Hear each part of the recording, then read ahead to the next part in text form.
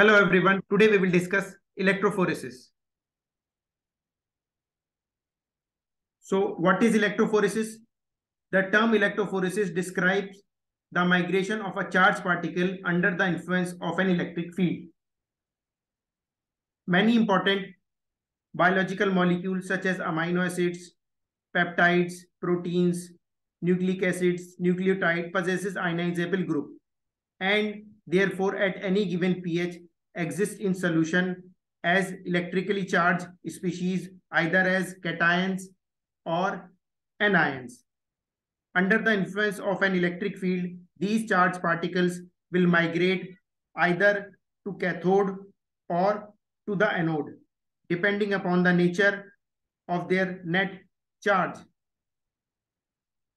The equipment required for electrophoresis consists basically of two items, a power pack and an electrophoresis unit.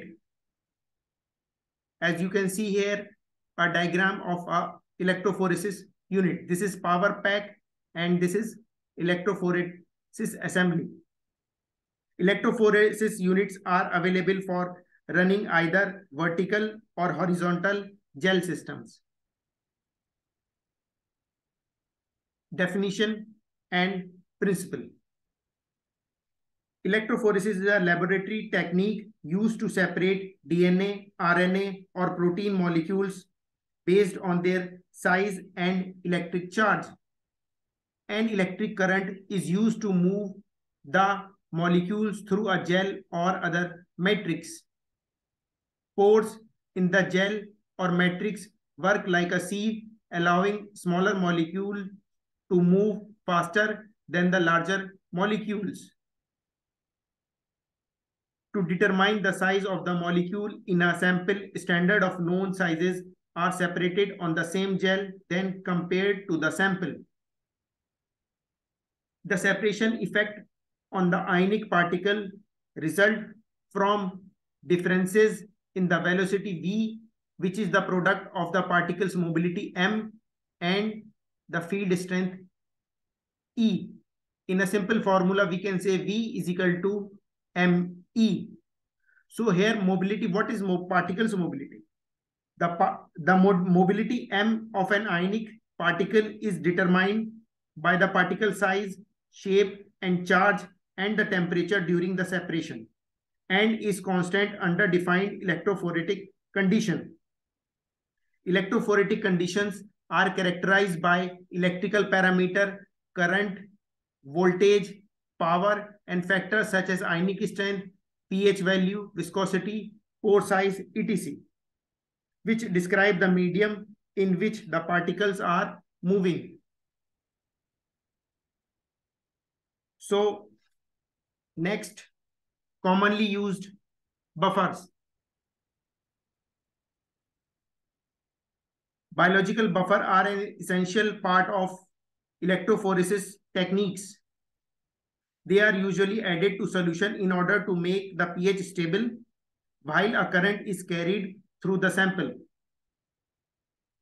Additionally, buffers provide the ions necessary for electrophoretic migration.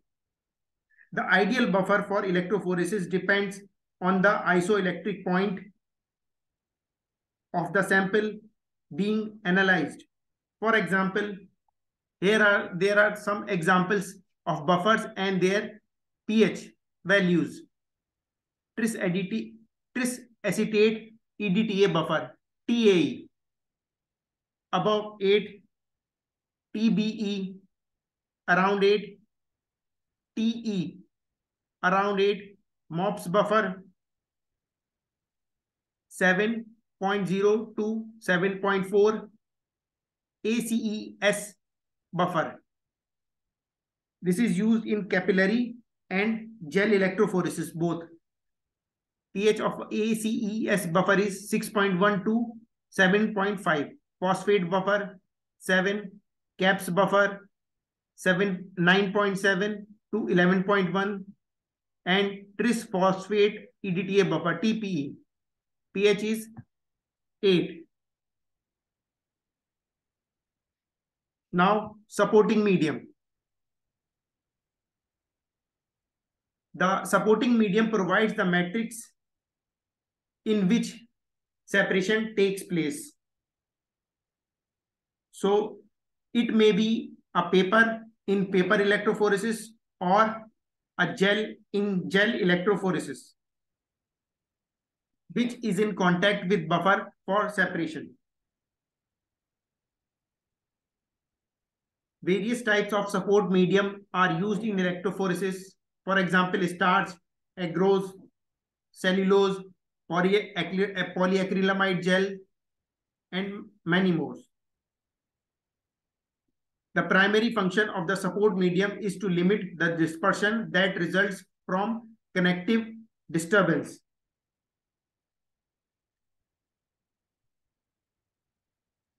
Now, types of electrophoresis. Here, the different forms of electrophoresis have been modified into several types of electrophoresis, which are used to separate various types of biomolecules, analyze their characteristics, and study their interaction with the molecule of interest. The following are selected electrophoresis method based on the different formats of electrophoresis. Number 1, gel electrophoresis. So what is, in short, we can say what is gel electrophoresis? Gel electrophoresis is a form of zonal electrophoresis that uses gel. So gel is a non-fluid cross-linked polymer network. It also serves as a separation matrix. There are two types of gel electrophoresis methods: agarose gel electrophoresis and polyacrylamide gel electrophoresis, which is known as PAGE. PAGE is also two or three, many more types: SDS PAGE, native PAGE, and gradient PAGE. There are few examples of PAGE electrophoresis. Number 2, pulse field gel electrophoresis, abbreviated as PFGE. So pulse field gel electrophoresis is a variation of gel electrophoresis in which two electric fields are periodically applied in rotation to the gel electrophoresis at different angles. This type of electrophoresis is specifically designed for the separation of chromosomes, which are high molecular weight DNA molecules of over 20 kb. Number 3, capillary electrophoresis. Capillary electrophoresis, this is the diagram of capillary electrophoresis.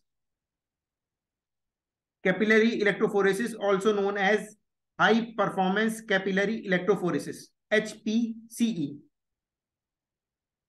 Capillary electrophoresis is a type of electrophoresis performed in a narrow capillary immersed in an electrolyte buffer. It is the only type of electrophoresis capable of performing all 4 types of electrophoresis. Capillary electrophoresis is performed in a narrow capillary, so only a very small sample volume is required for separation. As you can see here, it is performed in a narrow capillary, so very less volume is required. Number 4, immunoelectrophoresis. Immunoelectrophoresis is a type of electrophoresis that separate antigens, including proteins and peptide, based on their reaction and specificity to antibodies or immunoglobulins. It is a process of combination of immunodiffusion and electrophoresis. Number 5, paper electrophoresis. So this technique of paper electrophoresis is simple and inexpensive and requires only micro quantities of sample for separation. Paper electrophoresis is also one of the type of zone electrophoresis. The electrophoresis apparatus in its simple form consists of 2 compartments to contain buffer solution through which electric current is passed. Generally, as you can see here, there are two compartments, and in between the paper is applied. Generally used in isolation of proteins, amino acids, and oligopeptides. For example, muscle protein, egg white proteins, snake venom analysis, and many more. So thank you very much. In the next video, we will discuss gel electrophoresis in detail. I tried to simplify the video. I hope you like it.